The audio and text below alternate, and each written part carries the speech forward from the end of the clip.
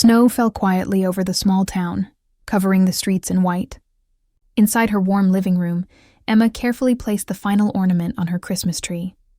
She stood back and admired it, the golden lights, the silver ribbons, the soft scent of pine filling the air. For the first time in years, she had planned a quiet Christmas for herself. No noise, no drama, just peace.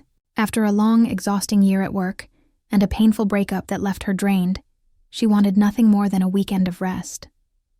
She even made a list. Watch old movies, bake cookies, and sleep in. It was supposed to be perfect. Her phone rang just as she was pouring hot cocoa into her favorite mug.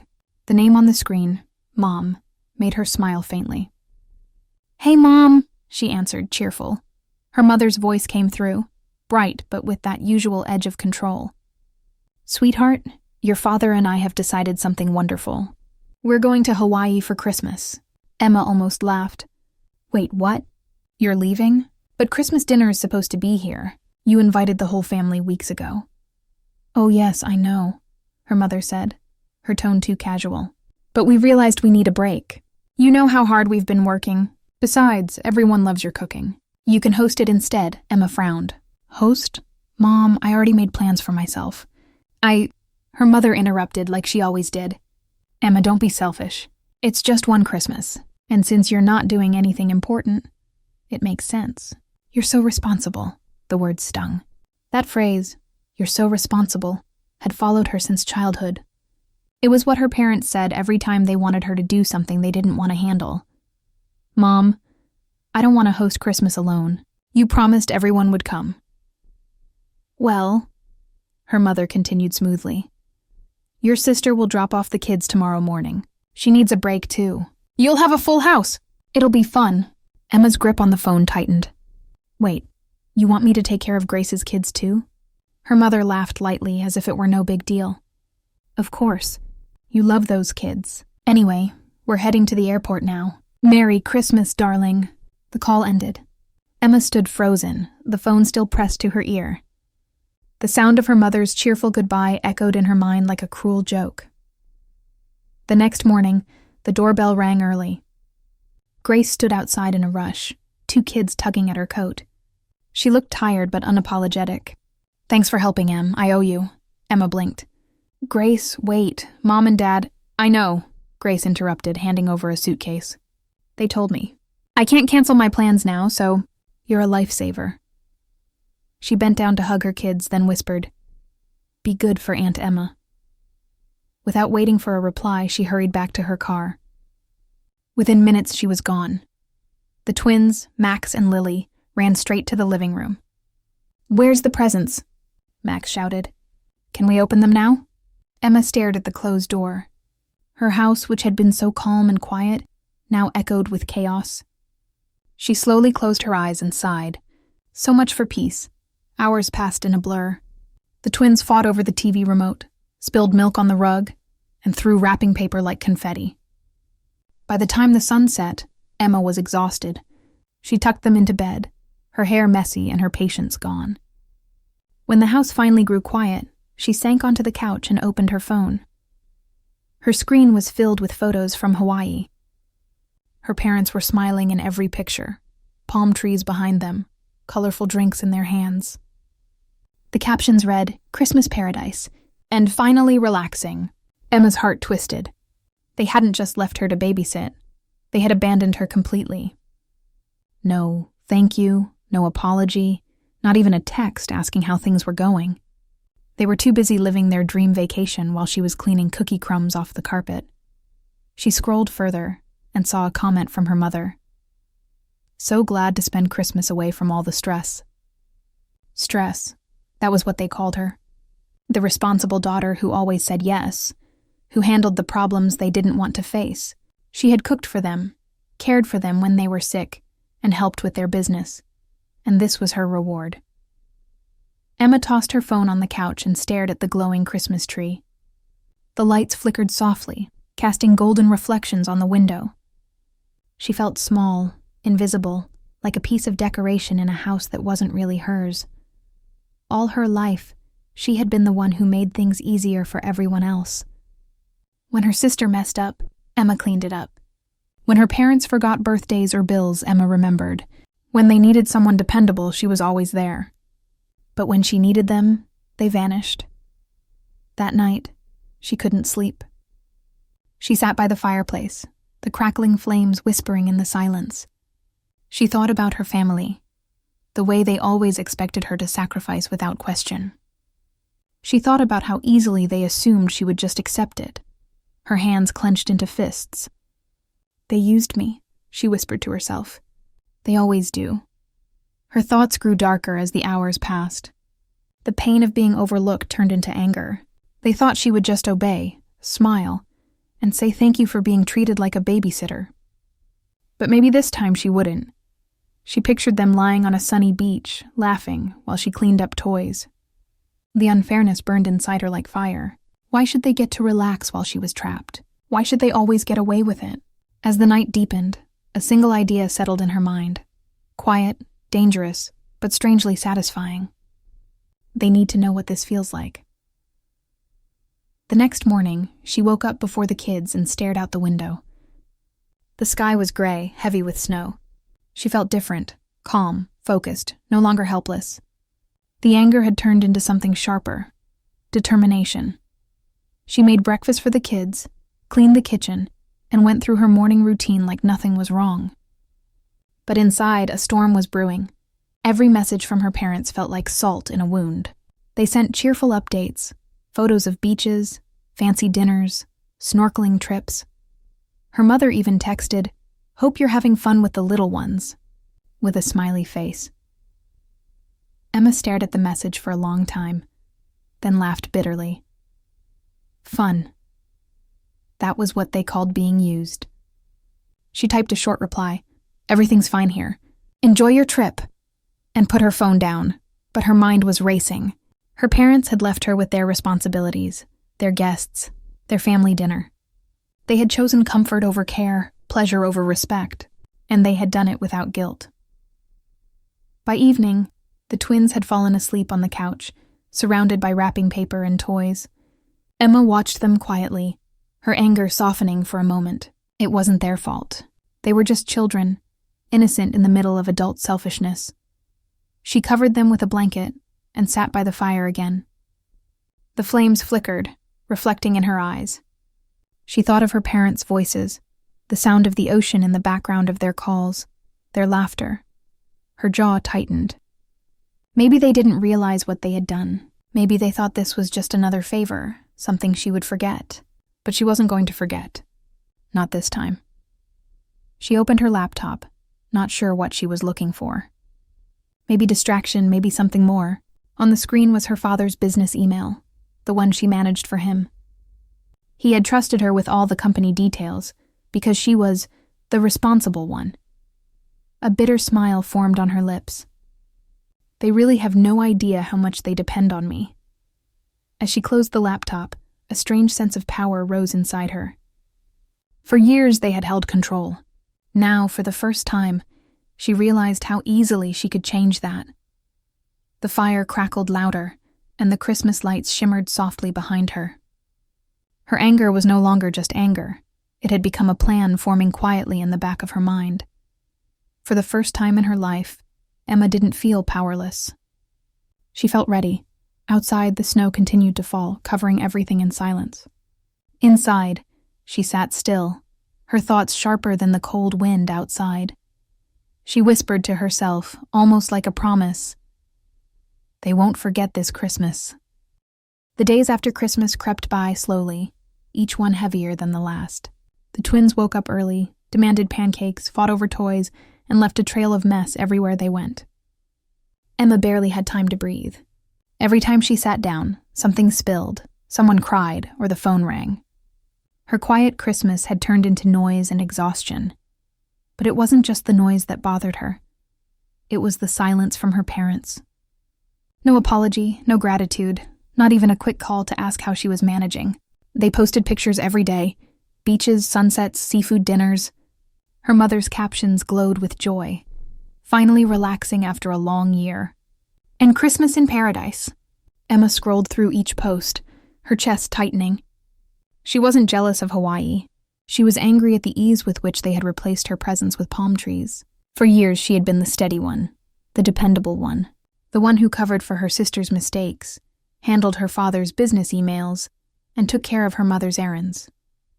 Now they had taken her for granted again, like she was an employee, not family. One night, while the kids watched cartoons, Emma sat with her laptop on the dining table. She opened the business account her father had given her access to months ago. She was the one who paid the vendors, handled invoices, and managed schedules, all without pay, just because you're family. She stared at the long list of pending tasks. Her father always bragged to friends about running things smoothly, but Emma knew the truth. He didn't even check half of what she did. The company stayed afloat because she stayed up late fixing his mistakes. Her father's last message echoed in her mind. Make sure to handle the vendor payments before Friday. It wasn't a request. It was an order. Emma's anger turned sharp. She clicked through the files, hovering over each transaction. A quiet thought entered her mind. What if I didn't? Her heart raced. She wasn't thinking about destruction, just disruption. A small pause, a reminder that she wasn't invisible. They relied on her completely. Without her, everything would stall. She leaned back, thinking, they need to see what life looks like without me cleaning their mess. The next morning, she acted normal. She made breakfast, helped the twins build a pillow fort, and answered Grace's casual check-in call with a calm tone. Everything's fine, she said, smiling tightly. We're managing. But when she opened her laptop again, she began making small changes, quiet, invisible ones. She moved the automatic vendor payments from scheduled to pending. She delayed shipments by a few days. She forwarded important business emails to her private inbox instead of her father's. Nothing that would cause permanent harm. Just enough to create confusion. It wasn't revenge yet. It was balance. By the end of the day, her phone buzzed with messages from the office. Vendors were confused. Clients were waiting. Her father's name flashed across the screen, calling repeatedly. She ignored it. When she finally answered hours later, his voice was tense. Emma, what's going on? Vendors are calling nonstop. Did you forget to process payments? She stayed calm. Oh, I thought you'd handle it this week since you wanted a break. I didn't want to bother you while you were on vacation. He paused. No, I told you to... Relax, Dad, she said softly, almost mockingly. You said you needed rest. I didn't want to ruin your trip. There was silence on the other end. Then he muttered, just fix it, and hung up. Emma smiled faintly. For the first time, they were the ones scrambling. She pictured her father pacing, her mother complaining about calls interrupting their beach time. A strange satisfaction filled her chest. It wasn't cruelty. It was justice. The next few days, she maintained her calm routine. She played with the twins, cooked meals, and went for walks in the snow. Outwardly, she was the same, the responsible daughter, the quiet helper. But inside, she was different. For once, she wasn't fixing everything for everyone. Her phone kept buzzing. Missed calls. Emails from her father marked urgent. Texts from her mother filled with irritation disguised as politeness. Sweetheart, what's happening with your dad's business? He's very stressed. Please check, Emma replied with the same calm tone. I thought you two needed a break. I'm giving you one. It was both petty and powerful. She had never realized how deeply she had been controlled by their expectations. Every decision in her life had been shaped by what they needed. And now, for once, she was choosing herself. Still, beneath the satisfaction, guilt started to whisper. The twins, innocent in all this, began to feel the weight of her mood. They would tug at her sleeve, asking, Aunt Emma, are you mad? Or when are Grandma and Grandpa coming home? Their questions pierced through her hardened calm. At night, after they went to bed, Emma would sit by the fireplace, thinking. She remembered her mother teaching her how to bake Christmas cookies, her father helping her with homework, her sister making her laugh when they were kids. Somewhere along the way, all that warmth had turned cold. She wondered when love had turned into duty, when helping had turned into servitude. The following morning, she got another call. This time, Not from her father, but from the business accountant. "Miss Emma, is everything okay? Your father seems confused about recent transactions." She almost laughed. "Everything's fine. Just a few system delays." The man sounded uncertain but didn't question her. Emma ended the call and stared at her reflection in the dark window. For years, she had been their safety net. Now, they were finally feeling what it was like to fall. But the more chaos her parents faced, the heavier her heart grew. She didn't hate them. She wanted them to understand. She wanted them to see her not as an assistant, but as a person. Still, she couldn't stop. Not yet. That night, she opened her father's latest message. "Emma, we just got back to the hotel. The company is a mess. Why didn't you answer?" She stared at it for a long moment, then replied with a photo, the twins sleeping peacefully on the couch, the Christmas tree glowing behind them. Her message read, "Just taking care of everything here, like always." She set the phone down and exhaled slowly. It wasn't just about revenge anymore. It was about reclaiming control. For the first time in her life, they needed her more than she needed them. But even as she savored that feeling, a small ache lingered. Deep down, she wished they would just apologize. Not for the business, not for the trip, but for making her feel unseen for so long. The next morning, she received another call, this time from Grace. "Hey, Em, Mom's freaking out. Dad said some payments got delayed, and now everyone's calling him nonstop." "What's going on?" Emma kept her voice even. "Nothing major. Things just got mixed up. Maybe they should have thought about that before flying off." Grace hesitated. "You're mad, huh?" "I'm tired," Emma said quietly. "Tired of always being the one left behind," Grace sighed. "I get it. But Mom and Dad, they're just like that. You know how they are." Emma let out a humorless laugh. "Yeah, I know.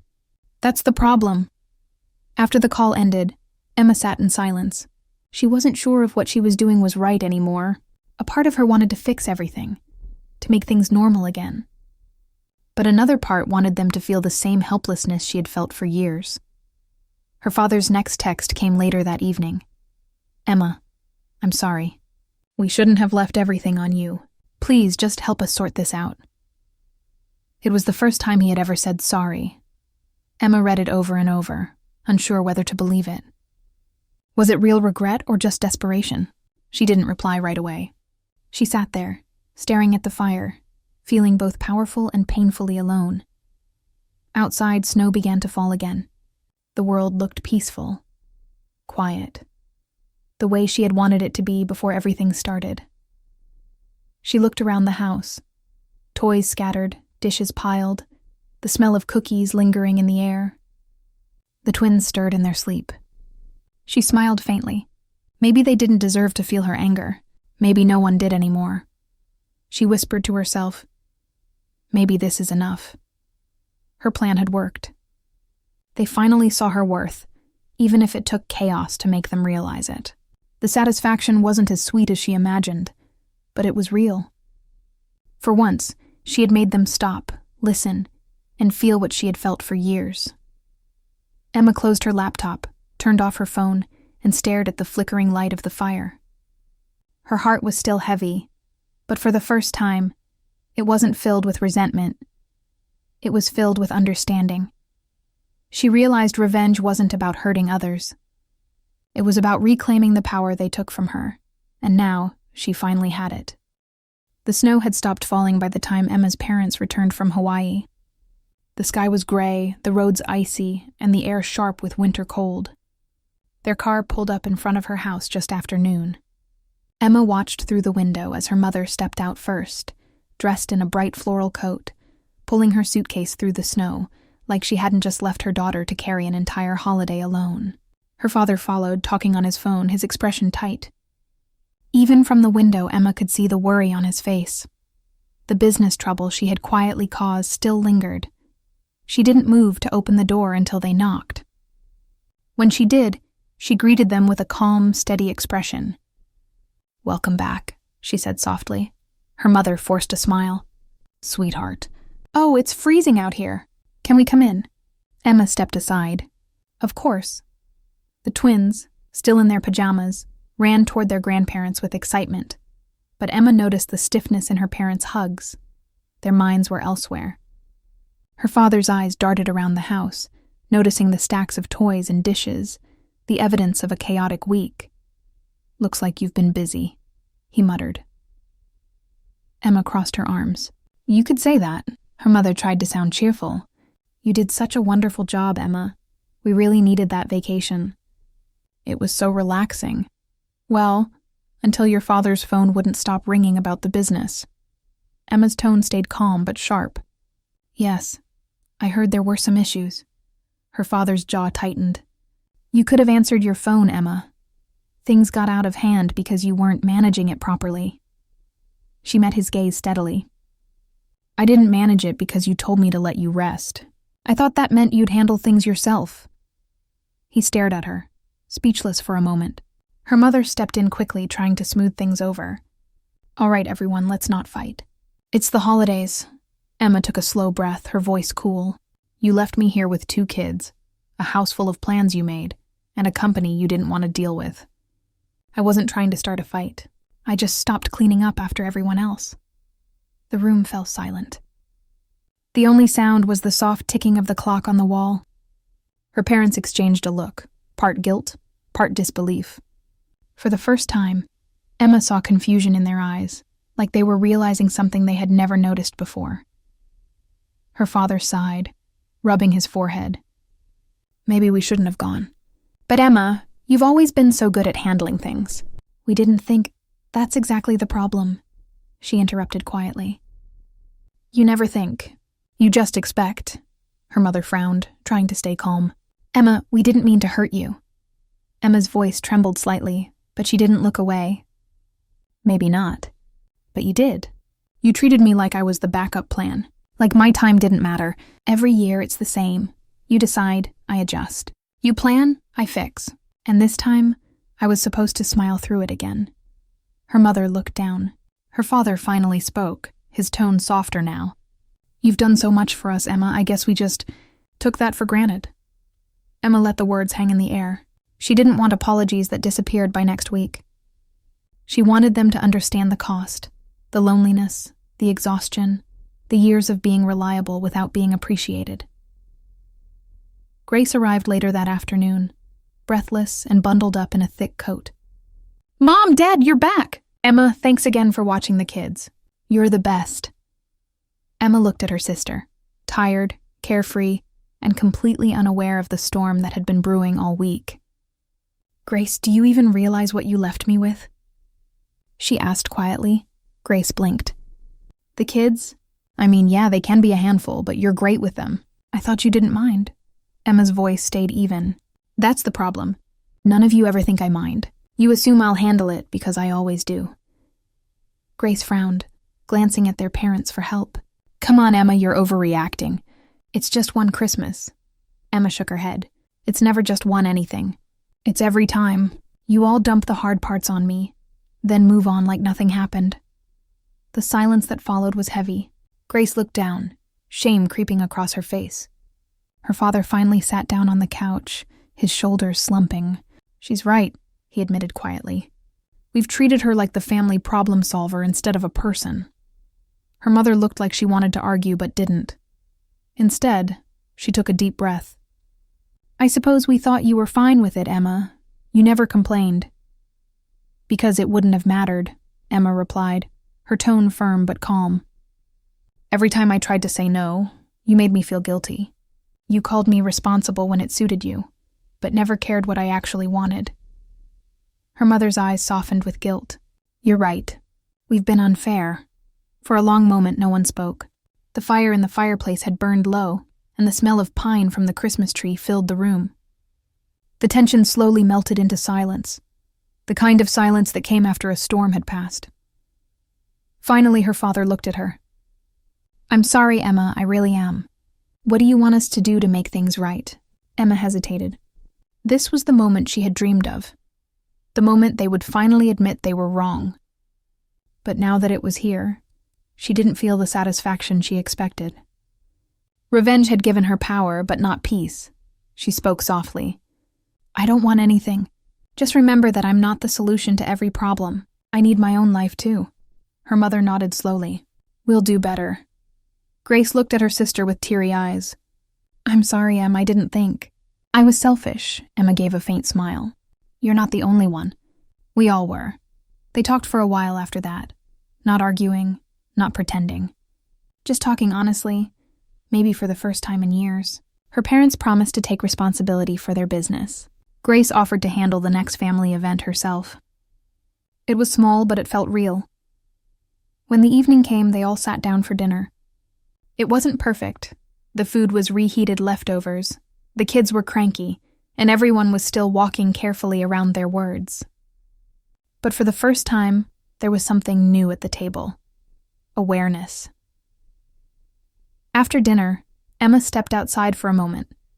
The air was cold and crisp, her breath forming small clouds in the dark. The snow reflected the faint glow of the porch light. She thought about everything that had happened. The anger, the silence, the power she had felt when she finally stopped being the family's caretaker. It had felt good at first, but it hadn't healed anything. She realized revenge hadn't been about hurting them. It had been about finally being seen. And now, maybe she was. When she went back inside, her parents were sitting quietly by the fire. Her mother looked up and said softly, "We'll handle the business from now on." "You've done enough." Her father nodded in agreement. "You deserve some peace, Emma." She smiled faintly. "Thank you. That's all I ever wanted." Later, after everyone had gone home and the twins were asleep, Emma stood by the Christmas tree. The lights blinked softly, reflecting in her tired but calm eyes. The room felt different now, not because everything was fixed, but because something inside her had changed. She had faced them, spoken her truth, and walked away from the bitterness that had been building inside her. It didn't erase the past, but it gave her control over her future. She whispered to herself, "Next Christmas will be mine." For the first time in a long while, she felt light, not because things were perfect, but because she finally understood where her strength came from. Not from revenge, not from control, but from knowing her worth. Outside, snow began to fall again, soft and steady, like a quiet blessing. Inside, Emma turned off the lights, smiled at the glow of the tree one last time, and whispered a simple truth she had learned the hard way. Sometimes, the best revenge is peace.